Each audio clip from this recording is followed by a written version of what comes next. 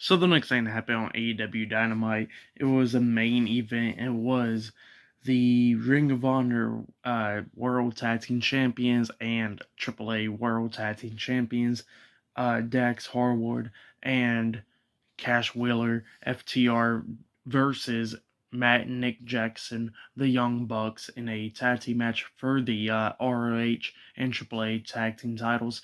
Now, this main event was pretty good. The Young Bucks is trying to screw over FTR a few times in this match. Like at one point, while the referee has back turned, we've seen one of the Young Bucks grab the titles and hit Cash upside the head with the title. And then I think it was Matt Jackson, or no, Nick Jackson, that was the one that rolled up Cash and grabbed him by the tights. And the referee starts counting the pin, 1, 2, and then Dax breaking up the pin. And then Dax got hit with a double super kick by the Young Bucks. But then at one point, the Young Bucks hit the BTE trigger onto Cash Wheeler. And then I think it was Nick Jackson that was pinning him, 1, 2, 3. But then the referee caught that Cash Wheeler's foot was already on the rope. So yeah, he caught it, and they continue with the match. And then we seen FTR.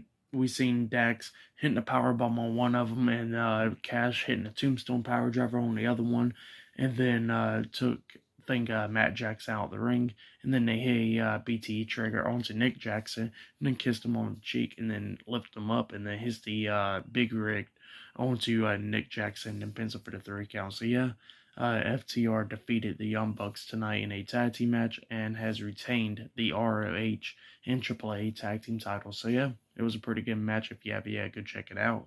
For that match, I'll give it 3.5 stars. Pretty good match. Pretty good main event. So yeah, for tonight's AEW Dynamite, it was a pretty good show. Great main event with FTR versus the Young Bucks.